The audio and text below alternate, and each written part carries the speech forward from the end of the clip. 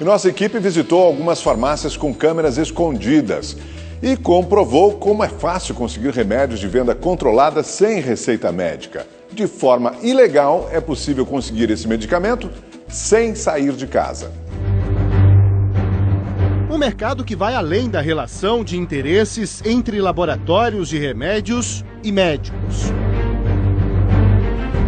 Na outra ponta disso tudo, farmácias que lucram a qualquer custo, mesmo que a venda de medicamentos seja feita sem a receita médica. Fomos até algumas farmácias para sabermos se elas seguem de fato a lei que determina que todo remédio controlado seja vendido apenas com a receita médica. Em nossa primeira parada, uma revelação. Mas ele vende mais caro, né? Ele vende bem mais caro. Aqui, vamos supor... Quanto custa o Rivotril? Você vai querer comprar em gotas ou... Gotas. Gotas. R$19,26. Lá ele vai te cobrar uns R$80. Seguimos em direção a outras farmácias até chegarmos em uma que aceita vender o medicamento sem a receita médica. Nosso produtor faz a abordagem. Isso aqui não precisa de receita não, né? Certo, precisa. Ah, tá. Você pode vender pra mim assim mesmo? Pode, né? Tá bom, obrigado. Mas quando eu volto lá e me apresento como repórter da Rede TV, o discurso do farmacêutico muda. Eu sou da Rede TV. A gente recebeu uma denúncia de que vocês aqui vendem medicamentos sem receita. Não vendem? Não. Nunca venderam? Nunca vendemos. É que a pessoa que disse que vocês concordam em vender esteve aqui recentemente. Não. Nunca nada mesmo? Não tem essa informação não. Tá bom, então. Temos aqui tudo controlado, tudo direitinho pelos cantos. Medicamento que vocês pesquisam, vocês não vendem sem receita? Não. Diante das imagens feitas com uma câmera escondida pelo nosso produtor, nós viemos aqui no Conselho Regional de Farmácia para conversar com o presidente Pedro Eduardo Menegasso para que ele avaliasse o que aconteceu. O cara não pode vender um medicamento sem receita, né? Independente de ser um farmacêutico ou balconista, os Não pode, porque o farmacêutico é o responsável pelo serviço. Se o balconista, no turno dele, vende medicamento sem receita, o farmacêutico também responde. Amoxicilina é um antibiótico, é um medicamento que tem um controle especial. Esse controle especial ele existe justamente por ser um medicamento que não deve ser vendido em hipótese alguma sem receita médica. Ele pode causar sérios danos ao paciente, ele pode piorar uma doença, ele pode, enfim, ser extremamente prejudicial. E é um tipo de medicamento que só o médico, uma consulta médica, um exame, uma análise um pouco mais delicada da situação do paciente, só isso pode determinar que se deva usar esse medicamento ou não, até pelo risco que eles têm. Por isso que esses medicamentos têm esse controle especial. É muito grave na medida que está havendo um descumprimento da legislação sanitária, né? Então é um crime sanitário você vender um medicamento controlado sem receita. Sobre as punições, o presidente do Conselho Regional de Farmácia afirma. E ele vende esse medicamento porque ele não quis comprar. Mas vamos supor que ele vende esse medicamento e a pessoa tem um problema de saúde grave, né? Ele pode até perder o diploma. Olha, esse estabelecimento ele tem uma autorização para trabalhar com os produtos controlados, né? Então a vigilância sanitária, diante de um episódio como esse, ela pode até optar por retirar essa autorização para que esse estabelecimento não possa mais trabalhar com produtos controlados. Para ele, o único interesse de farmácias que fazem isso é lucrar. O grande risco que você corre é você chegar num estabelecimento como esse e perguntar para qualquer um. Porque qualquer um, muitas vezes, é uma pessoa que só tem interesse de lhe vender o medicamento. Como vocês podem ver aí, inclusive passando por cima da lei, né? E quem tem interesse em lhe vender alguma coisa, inclusive passando por cima da lei, não está preocupado com a tua saúde. E provavelmente vai te vender algo que você não precisa ou até algo que vai te fazer mal. E não é só nas farmácias que é possível comprar medicamentos sem receita. Uma forma ainda mais fácil de adquirir esses produtos é aqui, pela internet. A nossa produção separou alguns sites. Por exemplo, logo nesse aqui aparece escrito: vendo medicamentos sem receita médica, todos os tipos, sem burocracia, entrega em todo o país. Ligamos várias vezes para os números dos representantes. Em todas elas, ninguém atendeu. Este telefone está impossibilitado de receber esse tipo de chamada neste momento. As mensagens trocadas entre a nossa produção e o vendedor não deixam dúvidas da prática ilegal. Nossa produtora afirma não ter a receita para comprar o medicamento, e isso não pareceu um problema para o nosso contato. Perguntamos sobre a forma de pagamento. O vendedor afirma que pode ser feito através de um depósito ou transferência bancária. Interrompemos a conversa e passamos a trocar mensagens com outro representante do mesmo site. Perguntamos a ele sobre a sibutramina, um inibidor de apetite. Quando questionamos a ele se podemos nos encontrar para pegar o remédio, a resposta veio rápido. Não entregamos nada em mãos. Ele diz que a encomenda é enviada um dia após a transferência do dinheiro. Se você toma um medicamento sem uma prescrição médica, com mais daquilo que é necessário para o seu organismo, você está colocando o seu organismo em risco. Você não precisa de receita não, né? Ah, tá. Você pode vender para mim assim mesmo? Pode. Tá bom, obrigado. A indústria farmacêutica age como crime organizado. É isso que diz o pesquisador dinamarquês Peter Gotche. Ele escreveu um livro sobre o assunto e afirma que essas empresas, para terem remédios aprovados e vendidos em maior quantidade, corrompem desde médicos até políticos.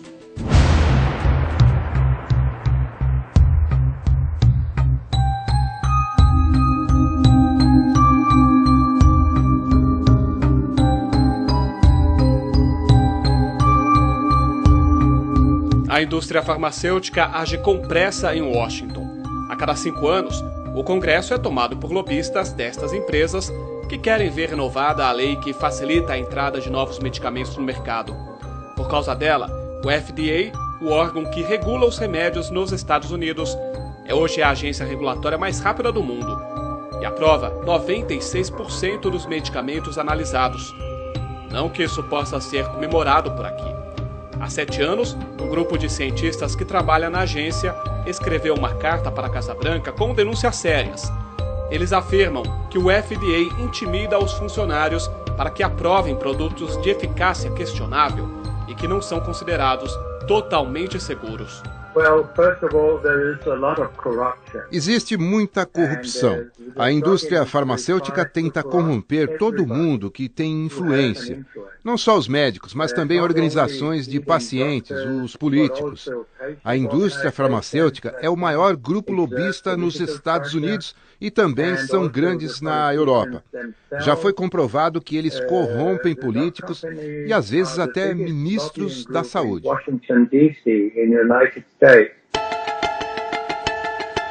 A acusação de peso vem de um dos nomes mais renomados no meio do mundo.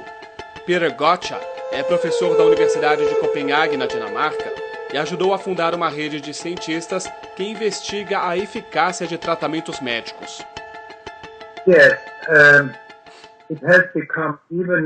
Os crimes na indústria farmacêutica ficaram ainda mais normais nos últimos anos.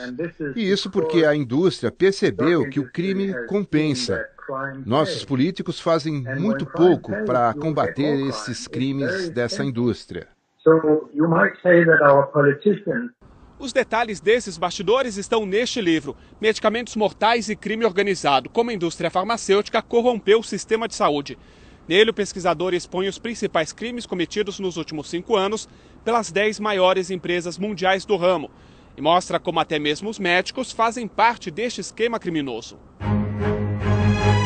O maior caso até hoje, 4 funcionários de uma indústria britânica denunciaram o que ocorria por trás do lançamento de medicamentos para diabetes e antidepressivos.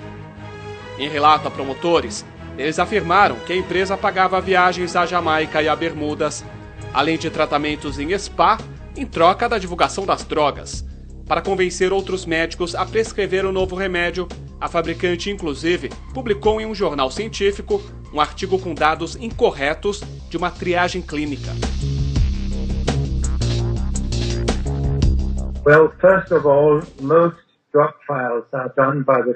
A maioria das pesquisas de medicamentos é feita pela indústria farmacêutica. Existem médicos que fazem isso para eles.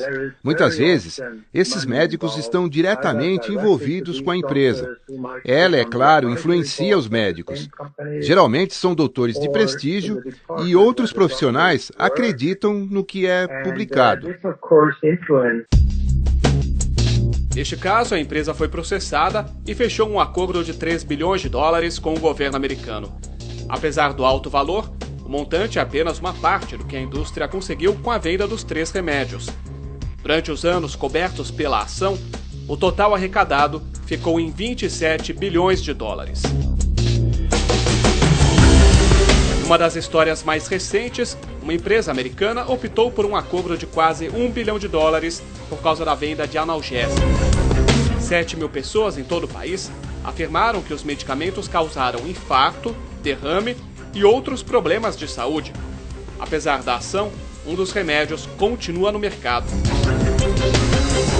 Aqui nos Estados Unidos, o número de mortes pelo uso de medicamentos sob prescrição é maior do que o de mortos em acidentes de carro.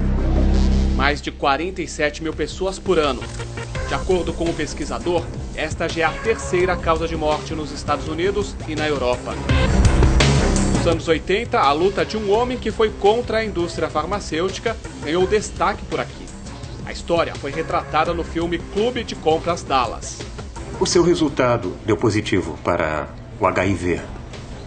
Ron Woodruff é diagnosticado com HIV e tenta conseguir um tratamento experimental num hospital de Dallas. No filme, um laboratório consegue a aprovação da FDA para testar o medicamento em humanos e retrata o pagamento de vantagens aos médicos. Então vão fazer outra experiência com animais? Na verdade, a FDA nos deu permissão para testar diretamente em humanos. O hospital e os médicos que o administram vão ser muito bem recompensados por seus esforços. Já com a saúde debilitada, Ron tenta conseguir outros medicamentos. E que tal os remédios do exterior, hein? Na Alemanha eles têm o dextran sulfato, não é? E tem o DDC na França, que dizem que impede as células saudáveis que você tem de pegar HIV.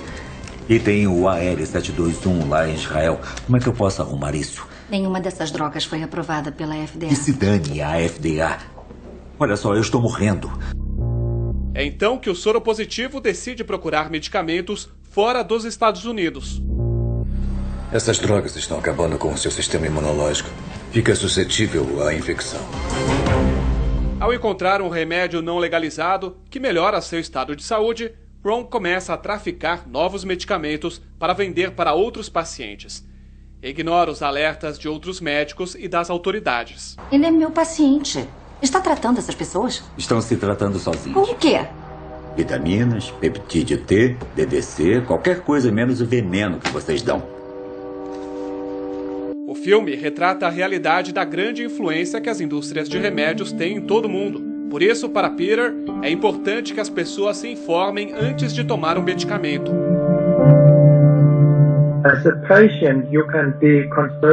Como um paciente, você deve usar somente remédios que são absolutamente necessários. Você pode ir na internet e checar os efeitos colaterais. E você pode escolher não tomar um certo remédio, mesmo que tenha sido recomendado pelo seu médico. E foi exatamente isso que fez Liliane Prata. Ela não quis mais tomar medicamentos prescritos por um psiquiatra, como mostra o repórter Igor Duarte.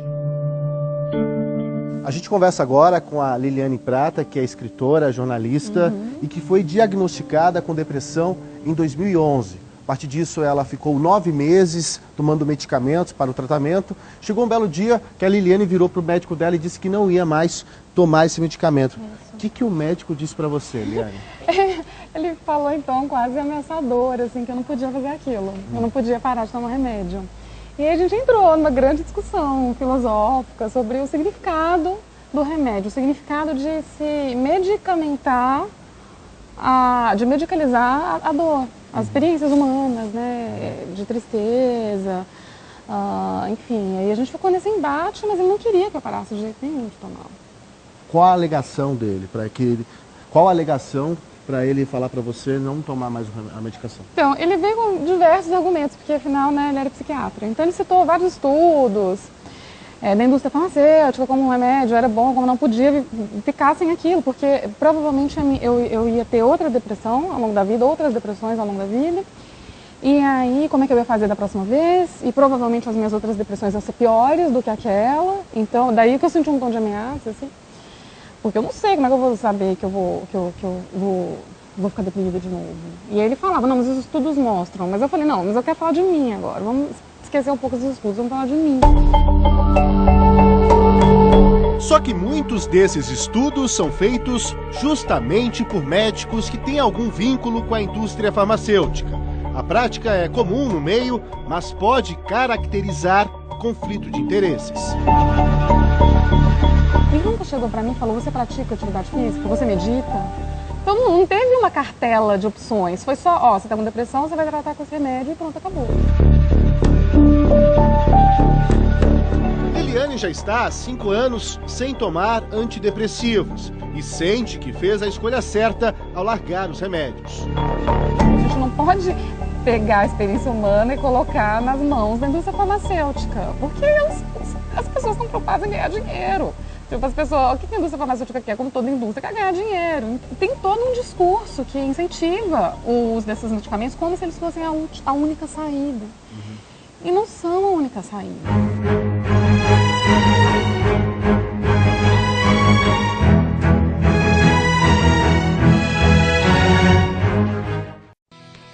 E no interior de Minas Gerais, nossa equipe de reportagem esteve na cidade do antidepressivo.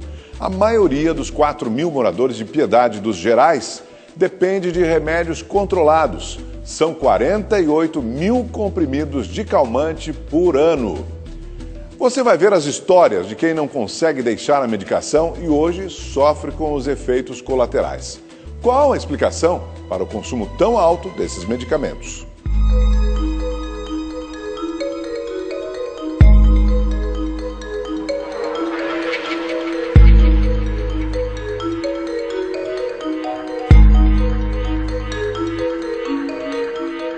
A história de Eduardo com remédios controlados começou há 12 anos. Ele foi diagnosticado com transtorno bipolar e se aposentou por causa da doença. Com o tempo, a insônia também se tornou um drama. Era angustiante passar noites inteiras acordado. A noite é longa, ela é muito demorada. Você começa a pensar suas vidas, seus problemas, suas dívidas. Você começa a pensar nisso tudo. E a hora não passa? A hora não passa. E aí pro outro dia também? Não, aí você tem ressaca, você tem mal-estar. É assim, uma sensação horrível. Os médicos tentaram resolver o problema com diversos tipos de medicamentos, mas só deu certo mesmo com um dos tranquilizantes mais populares da indústria farmacêutica, o clonazepam. É assim há 8 anos. E ele sempre tomou a dosagem máxima recomendada. Quando tentou diminuir, o remédio não fez o mesmo efeito. O senhor se considera dependente? Totalmente. Infelizmente, eu sou obrigado a te dizer que hoje eu sou dependente. E aqui na casa do Eduardo não é só ele que faz uso desse tipo de medicamento, não. Uma das filhas também toma o clonazepam. Há 10 anos, a Emanuele começou a ter dificuldade para dormir e decidiu fazer um teste com os remédios do pai. Como foi a primeira vez? O que você lembra? Eu tinha por volta de 17 anos, mais ou menos. Eu cheguei em casa muito nervosa, chorando, e minha mãe pegou e me deu um pedacinho de Rivotril e eu dormi a tarde inteira, praticamente até a noite. E aí eu vi que aquilo ali me fez bem, me relaxou. E aí eu comecei a fazer uso dele, sem ir ao médico, sem ir ao psiquiatra. Sem receita? Sem receita, porque eu pegava do meu pai, escondido. Eu vi que meus clonazepam estavam sumindo, desaparecendo. Alguém estava usando, né? Até que um dia ela falou que ela estava usando, que ela estava dependente, tudo. Conversou com o psiquiatra, que aliás é o mesmo, nosso. E aí começou. Aí é uma briga, né? Aí às vezes eu tinha que pedir, pelo amor de Deus, me dá um clonazepam para mim dormir. Aí com muito custo, ele me dava, mas totalmente contrariado, falando, vai ao médico, consulta. Diminui, toma só meio, toma um quarto, não toma, vai no psiquiatra para você arrumar. Com o tempo, Emanuele ouviu os conselhos do pai e procurou um médico, mas já era tarde. Ela também se tornou dependente do medicamento. Quem tem insônia, a insônia é muito forte, a gente precisa tomar. Porque é uma noite, se você ficar sem tomar, é a pior noite que tem. Não passa, você fica pensando e vira de um lado para o outro. Fica aquela preocupação, eu preciso dormir para mim acordar, para mim trabalhar. Como é que eu vou fazer se eu não conseguir dormir? Fica aquela pressão. Mas para este médico não é bem assim. O melhor jeito de tratar a insônia não é combatendo só a insônia, mas combatendo o problema de base. Esse é o fundamental. Segundo ponto, na maioria das vezes a gente consegue resolver os problemas de insônia com medidas não farmacológicas de higiene do sono. Pequenas coisas, evitar barulho, evitar luminosidade, cuidar da cama, né, do ambiente. Evitar usar café antes de dormir, por exemplo, evitar consumir álcool, enfim, medidas que não vão medicalizar, que não vão usar uma outra droga para combater o problema. Além da dependência, o clonazepam provoca uma série de efeitos colaterais perigosos, nem sempre percebidos pelos usuários. Por exemplo, existem evidências científicas de que quem usa essas medicações por longo prazo tem chance maior de sofrer acidentes com trabalho manual, por exemplo, na hora que for costurar, né? Mesmo em casa para consertar alguma coisa, mas também acidentes automobilísticos. As pessoas que usam clonazepam batem mais o carro, tem mais acidentes automobilísticos. Segunda coisa bastante comum, né? O efeito colateral bastante comum. As pessoas que usam clonazepam têm uma tendência a ficar mais antissociais, né? A ficar mais restritas em casa, às vezes isso acaba provocando uma certa tristeza, né? E um isolamento social. Outro efeito bastante comum, que é grave para idosos, é que o clonazepam aumenta o risco de quedas. As pessoas que usam essa medicação caem mais. E uma queda no idoso pode ser a porta de entrada para uma série de outros problemas, inclusive da morte. E engana-se quem acha que o uso abusivo desse tipo de medicamento é mais comum nas grandes cidades por causa da rotina mais agitada da população. Curiosamente, aqui em Minas Gerais, as cidades que lideram o ranking do uso do clonazepam são do interior do estado. O município de Piedade dos Gerais, por exemplo, tem menos de 5 mil habitantes, mas o consumo do remédio de tarja preta aqui é altíssimo. No posto de saúde, os números impressionam. Por mês são distribuídos 4 mil comprimidos e anual são gastos 48 mil comprimidos. Nós temos 60 pacientes que fazem uso do clonazepam de 2 mg e temos 20 pacientes que fazem uso de clonazepam de 2 mg por ml. A média anual mostra que são distribuídos mais de 10 comprimidos por morador, quase 3 vezes mais que na capital mineira, onde a proporção não chega a 4 unidades por morador. Isso sem contar os medicamentos que são vendidos nas farmácias particulares. O paciente já chega impondo. Eu tomo o clonazepam há tanto tempo, preciso da receita, não fico sem ela. Aí você se sente às vezes até constrangido, entendeu? A não prescrever. Apesar da gente tentar combater, entendeu? Orientar ostensivamente, né? Essa necessidade do abandono do uso do medicamento. O paciente reage de que forma? Não aceita, fala que está acostumado, que ele não vive sem o comprimido. Nas ruas de Piedade dos Gerais, é fácil encontrar pessoas que admitem o uso do clonazepam. Eu não almoçava, eu não jantava, eu não dormia, eu não fazia nada. Minha vida era um transtorno o dia todo, agitada, nervosa. A minha depressão não foi assim, eu querer abandonar meu filho. Eu não gostava que ninguém visse ele, nem pegasse ele, ninguém podia pôr a mão nele. Minha depressão foi terrível. E eu tomei vários tipos de remédio. E nenhum valeu nada, foi só o Rivotril mesmo que se deu. Eu fui em 10 tipos de médico. Daniela começou a tomar o tranquilizante há 10 anos por causa de uma depressão. De lá pra cá, não conseguiu parar. O médico já até pensou em querer trocar, mas eu tenho tanta confiança nele que eu não quero parar.